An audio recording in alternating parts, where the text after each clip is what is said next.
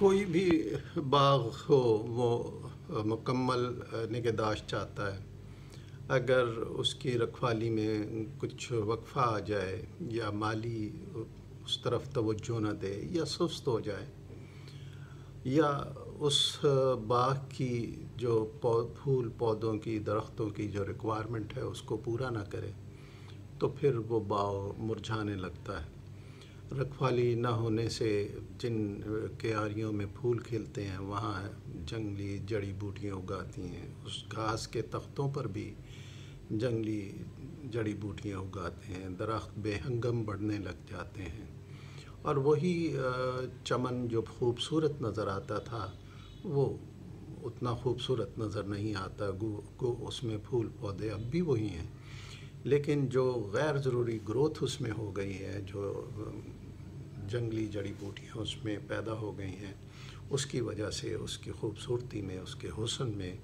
فرق پڑ گیا ہے، اور اب جو لوگ وہاں جائیں گے وہ اس سے اتنا لطف اندوز نہیں ہو سکیں گے، یا ہو سکتا ہے ادھر جانا بھی چھوڑ دیں۔ انسان کی ذہنی اور دلی کیفیت بھی میرے نزدیک کچھ اسی طرح سے ہے کہ اگر ہم اپنے دل و دماغ کو قابو میں رکھیں، خیال رکھیں، اس میں غلط قسم کے خیالات کو نہ آنے دیں، پروان نہ چڑھنے دیں، کوئی ایسی سوچ آئے تو اس کو چٹک دیں، تو پھر تو ہم اپنے دل و دماغ کو تر و تازہ رکھ سکتے ہیں اور اس کو اچھا رکھ سکتے ہیں۔ اگر ایسا نہیں ہوگا تو پھر ہمارے پاس ہمارا جو دماغ ہے وہ ہمیں ایسی معلومات دے گا جو ہمیں ہمارے انسان ہونے کے جو مقصد ہے اس سے دور رہ جائے گا۔ بطور مسلمان ہمیں اپنے اللہ سے اور اللہ کے حبیب پاک کے بتائے ہوئے راستے سے دوری کی طرف لے جائے گا۔ دماغ میں جیسے ہم نے اس چمن کی بات کی، باغ کی بات کی، دماغ میں جو جڑی بوٹیاں ہیں وہ برے فاسد خیالات ہیں، منفی خیالات ہیں جو انسان کے ذہن میں آتے ہیں۔ اگر ان کو ریجیکٹ نہ کیا جائے، ان کو نکالا نہ جائے، ان کو جھٹکا نہ جائے تو پھر وہ گھر کر لیتے ہیں، ہمارے دماغ میں جمع ہو جاتے ہیں، ہمارے جو یادداشت ہے اس کا حصہ بن جاتے ہیں، اور پھر گاہے بگاہے وہ سر اٹھاتے رہتے ہیں، اور یہ دیکھنے میں آیا ہے کہ آخر کار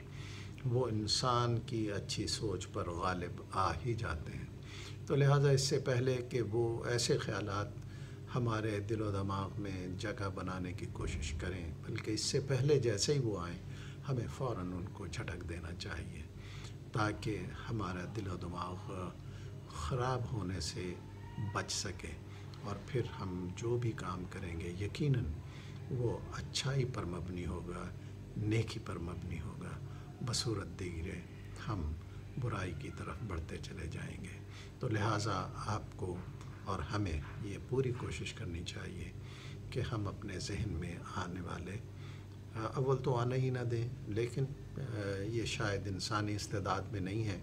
تو لہٰذا جیسے ہی ایسا خیال آئے تو ہم اس سے اپنی توجہ ہٹا لیں، اور توجہ ہٹانے کا آسان سا طریقہ یہ ہے کہ ہم اس کی رو میں بہہ نہ جائیں، یعنی خیال آتا ہے تو پھر جو ہمارا ذہن ہے اس کو ملٹیپلائی کرتا رہتا ہے، اس کو بڑھاتا اور پھیلاتا ہے اگر ہم اس کی طرف توجہ دیں۔ تو اگر ہم توجہ نہیں دیں گے تو وہ خیال وہیں دم توڑ دے گا اور ہم اس کا شکار ہونے سے انشاءاللہ بچ جائیں گے۔